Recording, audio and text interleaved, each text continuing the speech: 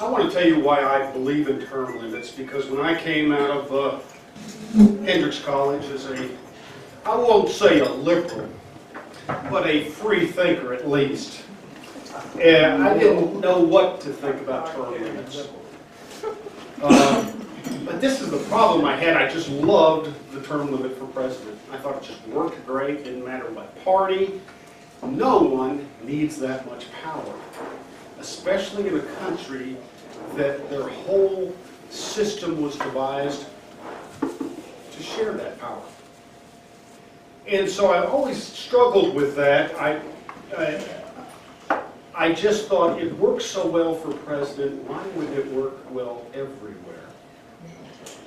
Because what it does is it limits personal power. Now, I didn't say political power because it doesn't limit political power. It doesn't change the Constitution, doesn't change the policy, doesn't change the rights each and the responsibilities that each branch of government have.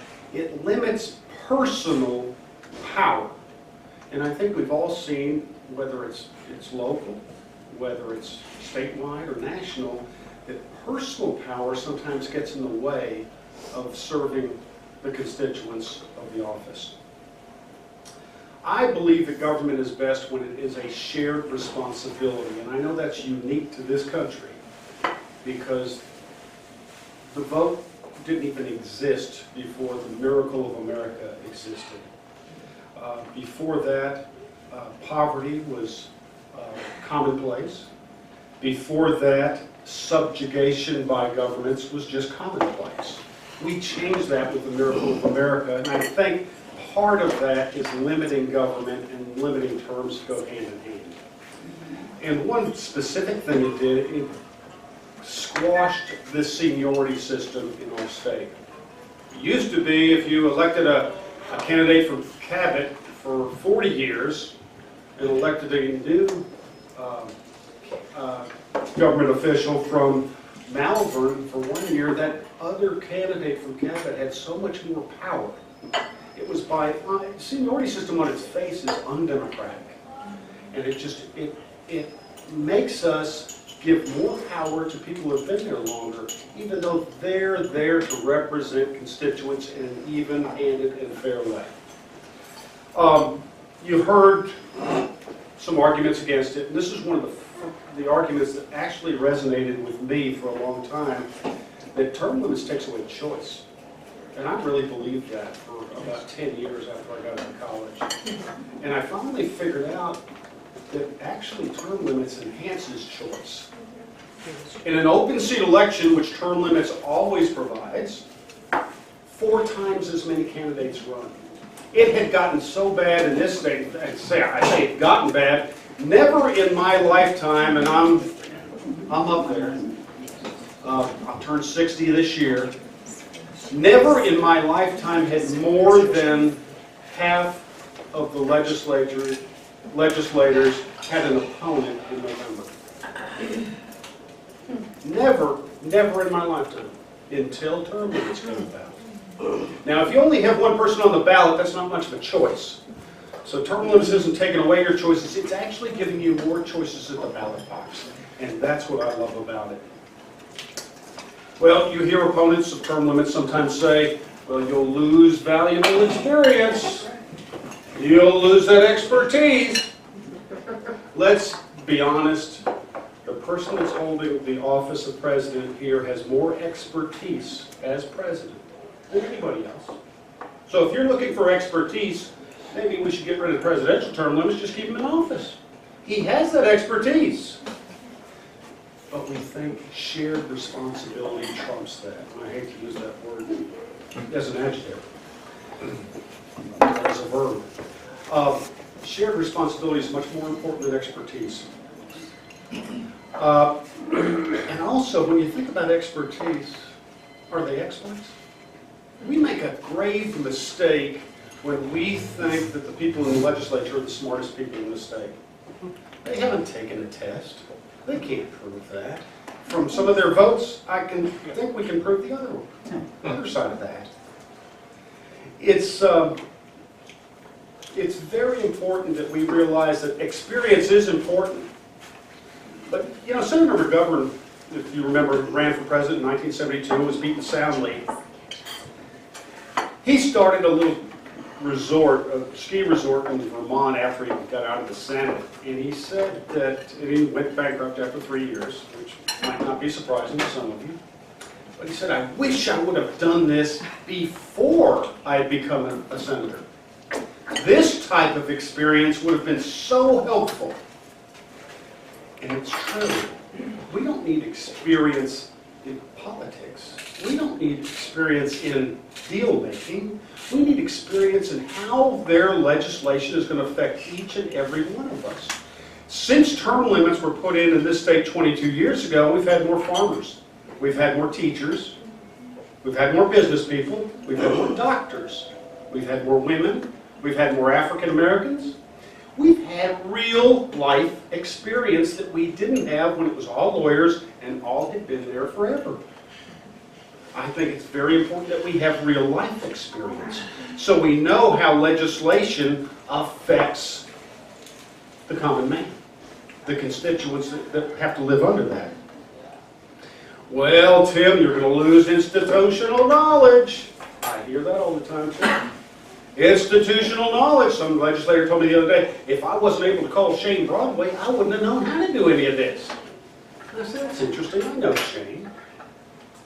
Did he help you? He goes, well, yeah, he did, but I didn't know it otherwise. I said, if a legislator asked you, a new legislator asked you for that same advice, would you withhold it? He goes, well, no, I'd share it with him. I said, oh, then he'd share that institutional knowledge. Well, that's what we're talking about.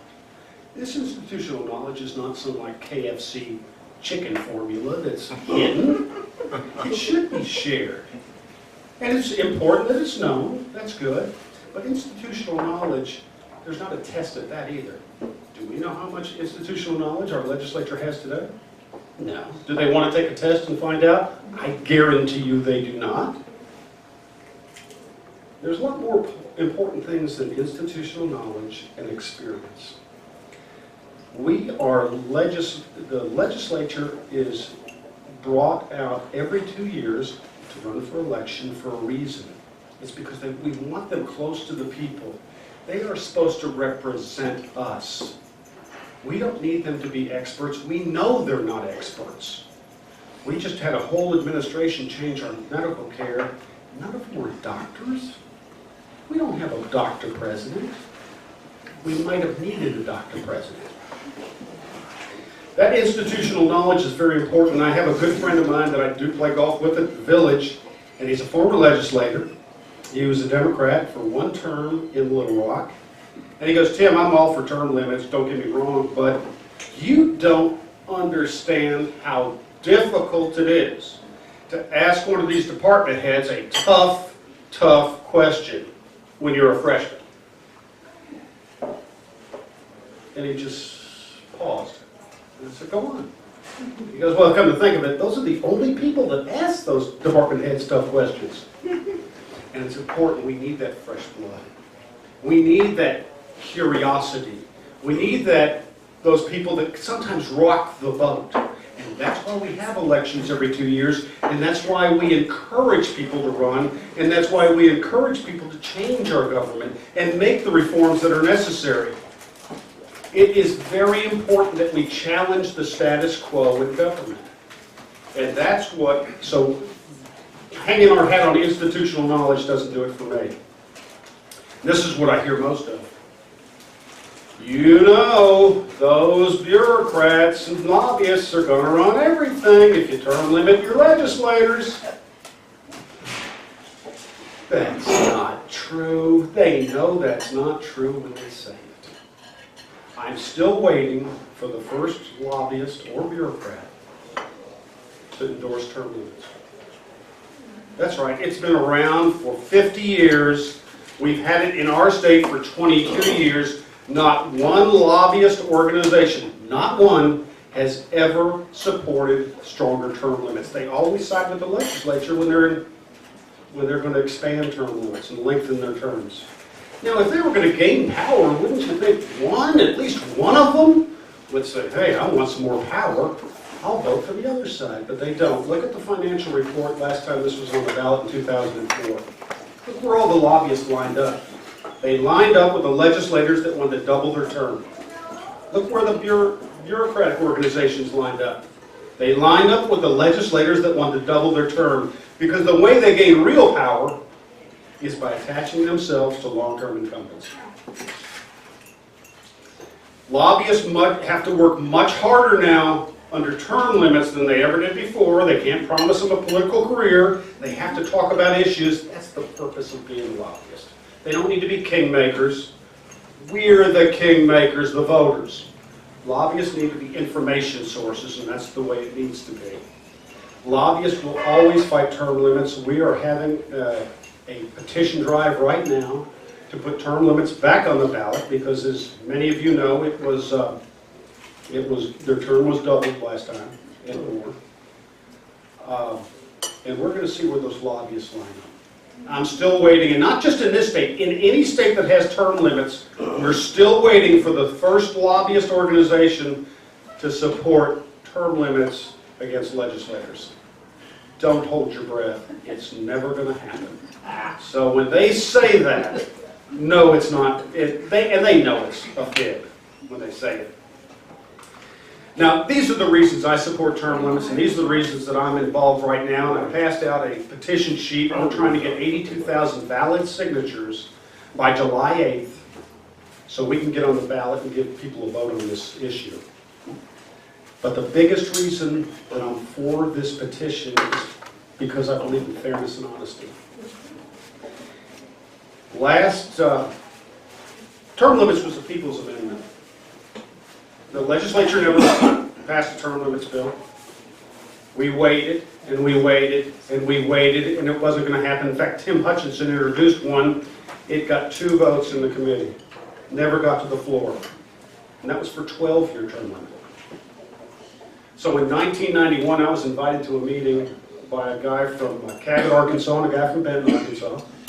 They were 2 computer programmers, never had any political experience at all. And they said, we've written a term limit amendment, and we'd like you to get involved in this. And I did, and I got up and got a cup of coffee, came back, and I was the statewide petition director. That's what it takes to get elected. Sometimes you just got to get up and get a cup of coffee. Has anybody been to some of those meetings? My Lions Club works exactly the same way. But we went around, and for the second time in Arkansas history, an all-volunteer effort made the ballot in '92. And if you've ever worked on a petition drive, an all-volunteer effort is unbelievable. It means that people are really behind this issue. In 1992, when it came to in November, we won with the largest yes vote in Arkansas history. That's how the people of Arkansas felt about term limits on legislators. The largest yes vote in Arkansas history. Term limits won 7 points better than Bill Clinton did in that election in his home state. That's how popular term limits was. In 2004, when the legislature came back and tried to double their terms, we had that debate in our state. We went around the state saying, what do you want more? Shorter terms or longer terms? Do you want the legislators to stay longer? That time we didn't take 60%. It went to 70%. 70% of the people of our state said no to the legislature to double their terms. 75 out of 75 counties said no to the legislature. It wasn't close. It's not a question. Phillips County and Benton County voted the same way. Tell me when that happens. That's what term limits is about, and it's not Republicans. It's just not Democrats. It's just not independents. You don't get 70% of the vote in the state without taking every demographic group. And if you poll any demographic group in politics and ask them about term limits, every group wins, unless you make that group very small and call them legislators or lobbyists. We don't win among them. But knowing that you win 70% of the vote, the largest yes vote in Arkansas history, it's pretty shameful when the legislature introduces a bill, and this is what they did in 2014, they introduce a bill, they call it the Ethics Amendment, and I know the gentleman that wrote the Ethics Amendment, he brought it to the legislature, and they just stuffed it full of stuff. It became the longest amendment in Arkansas history, and when it passed in 2014, that one amendment became 1/8 of the entire state constitution. And you ask yourselves, well, did the people know about it? They left off a few minor details in the ballot title. They didn't say anything about extending term limits. That was on page 16. They didn't say anything about tripling their pay. That was really nowhere in the amendment. They called it ethics. Well, it passed, and it's totally unethical. And how did they explain this amendment? The most confusing, the longest amendment in Arkansas history, with 0 political advertisements. Well, how did they let the people know? How many press conferences did they have? 0. Well, how many press releases did they put out to the newspapers and television stations to explain the longest amendment in Arkansas history? 0. We know how people feel about term limits. If you've been out there petitioning like I've been petitioning, they grab it out of your hand and ask if they can sign twice. The legislature knew that too, and we've heard from 2 legislators that finally came clean on the deal. David Meeks said we had to hide it or you wouldn't have passed it. Randy Alexander, the person that's running again now, said it was done deceptively and it was done purposely deceptively. Now, I believe in all the reasons that I believe in term limits, and they're true. But the biggest reason I want this on the ballot is because I believe in fairness and I believe in honest ballot titles. If we would have lost that election in a fair election where they put it on the ballot title, I wouldn't be here today. If that's the way the people feel, so be it. But you don't fool people. Especially if you're elected to represent people, you don't fool people. I believe in honest ballot titles, and I believe the people of this state deserve a fair vote on this issue. And that's why I'm working today, and I've been working for the last few months, and a lot of people are working much harder than I, to get this on the ballot. We need 82,000 ballot signatures, and we need your help. If we can get this on the ballot, we can have our fair vote. And we can show the legislature how we feel about longer term limits and shorter term limits. But most of all, how we feel about the deception and the fraud that was the Ethics Amendment in 2014. And if you don't believe me, guess who one of the speakers was when we introduced this amendment to the Attorney General, getting it on the ballot and getting it all approved? It was the author of the Ethics Amendment who kept apologizing to us. I didn't know the legislature was going to do this to my amendment. He said, this is a fraud. The legislature needs to be term limited.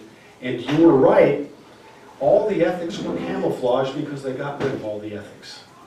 But they got longer terms and they got a triple pay raise.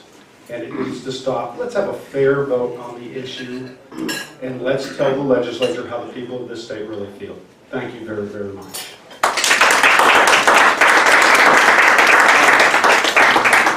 Just want to take a few minutes for some questions about this. Let me just ask the first question to start it off. Oh, Dennis will. Okay, I'll let Dennis go. Was it a simple majority vote that turn this into law, the ethics bill? And if it was, would it be also a simple majority vote to reverse it or amend it, make amendments to it? That was my question. How do we undo it? Yes. Okay? We need to show them, and the way to show them is to undo what you did that you shouldn't have done, and you know you should have done it. Right, that's exactly right. It took a simple majority, they won 52-48 in 2014. We're going to put it on the ballot title too, so people know that there's term limits involved in this. But we have to get 82,000 valid signatures to get on the ballot. And then yes, it will take a simple majority. That wasn't the question, at least my question, that was yours. Is there a way to undo a lot of the things that were put through on that bill, reverse their pay back to what it was? I mean, just doing term, it doesn't give them the message. Well, I understand that, but we have to, there's political realities out there. And if you're going to be getting on the ballot with a simple voice vote on the floor of the House, and you know everybody knows the fix is in and this is good for legislators and lobbyists, that's one thing. But if we have a 22-page amendment, I think we have a problem getting people to sign the petition because you can't read a 22-page amendment. That's what they gave us. Remember, the legislature does not have to go through this petitioning process. A voice vote and I tell you, I've talked to legislators and I've heard all the dog ate my homework stories that I can fathom. Oh, I didn't know what we were voting on. I wasn't even there. I can't believe my vote was counted as a yes and all this. Of course, they didn't go out and tell the voters what was on the ballot. They didn't go out and tell the voters. So what we've decided to do, the answer to your question is, there is a way to undo it all, but this amendment specifically is going to do away with the term limits extension and get it back to the way it's been for 22 years. So to undo some of the other stuff, you have to take it You'd have to do piece by piece. I think the political reality is that you have to do it piece by piece. You don't necessarily, you're free to do it any way you want, but anytime you do a petition, you've got to explain that to voters, and it's an uphill climb. And we thought it would be easier. We know how important term limits is to the voters of the state. We thought it would be easier to undo this portion first. Right. Yes, sir. I got an email from a woman by the name of Sharon Stark, and she is pushing very hard.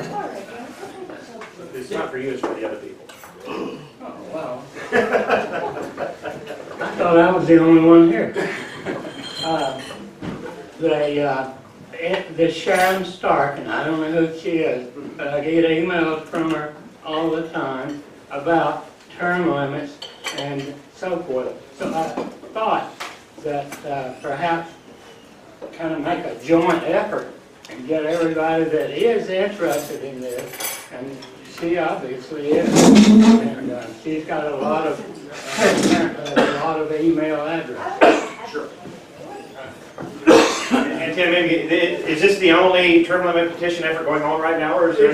The only one that's going on right now, Sharon is working with us, and she's an email fiend. She emails out to everybody. She's got a lot of contacts, and she has been helping the term limit effort. So yes, I encourage anybody who wants to get involved, take one sheet, fill it out with your family and friends if you haven't already signed. Share another sheet with someone else. This has got to be a grassroots effort. No powerful legislator, no powerful lobbyist is going to be with us here. This is us. We've got to do this alone, just like we did it in '92, and we've got to get this thing done. We've got to show them that it's not what they do. The legislature are not the leaders here. They are our workers and our employees. We are the leaders. How long has this one, have you had this one? When did it start? September. Okay, so we haven't signed that one, right? Well, Only I don't- September? last September Last night again. at the county clerk. I mean, I guess it doesn't hurt to sign again. It doesn't, if you don't know for sure. Yeah, I don't know. I I'm only signed. Okay, two things. One, the term limits are only for the state legislature, Yes. House of Representatives, and Senate. Right, those are the, in 1992, we passed term limits for all constitutional officers, governor, lieutenant governor, secretary of state, attorney general. When the legislature wanted to undo term limits, they didn't undo everybody else's term limit, they just undid their own. They just doubled their own terms. And this petition... And this petition just addresses that, it just takes them back. And please, if you need any help, go to restoretermlimits.org. That's our website, restoretermlimits.org. I'm going to give a card out to anybody who, if you have any questions later, if you want to send a petition to me, if you filled out petition and notarized, please. You'll have my contact information. Again, I appreciate your hospitality and thank you so much. Wait, one more question. Actually, probably two. Okay, two. I want to tell y'all, this is very, very easy to do. I know you don't need one. Yeah, this is so easy to do. We got signatures for, to take, to have Obamacare on the ballot. And we put on John put on our Facebook that we were going to be at a certain position, which was up here at the, right outside the gate. And we had 400 people to come and sign that petition. So put it on your Facebook, tell your friends to put it on their Facebook, and tell them that you're going to be up here at a certain time, and you'll be surprised how many drive up. But we got 400 people. It's easy. Yeah, some of us would be happy to give four for Also, the deadline is... The deadline is July 8th, but we need them in quicker than that. As soon as you get them in, let's go. We're trying to count them, we're trying to verify them, all that. Okay. You know, also, is a measure to extend the term limits of our constitutional officers going to be on the ballot this time? You know, they started a movement to double that of the JPs and the county judges and all that, and I adamantly oppose it. I want to make them stand. If I could get them to stand up once a year, I would. But I think that also when you're looking at the ballot this year, if that's on there, you want to vote against that, because in 2 years we can get out a bad one, and but boy, in 4 years, you know, they got their plant feeded, you know, cemented in, so we need to do that. How many signatures do you think you have to date, Tim? I think we have about 40,000. I think we're almost halfway there, but we really need to do a push in this next 2 months. And we've got more. We've got hundreds of people working around the state, but we don't need to miss this opportunity. This is a great election to have a term limits measure on the ballot. And you mentioned over there earlier about Sharon Stark. I've never met this woman. I would certainly like to meet her. I've had a number of dialogues on the email with her, and I'll tell you what, if we had half the passion she does for this measure and some others she's worked on, we'd have 160,000 signatures in not long. I thank her. Thank you. Thank you, George. Thank you, Tim. I appreciate it. Thank you, Tim, very much. We do have another speaker. Thank you very much, Tim.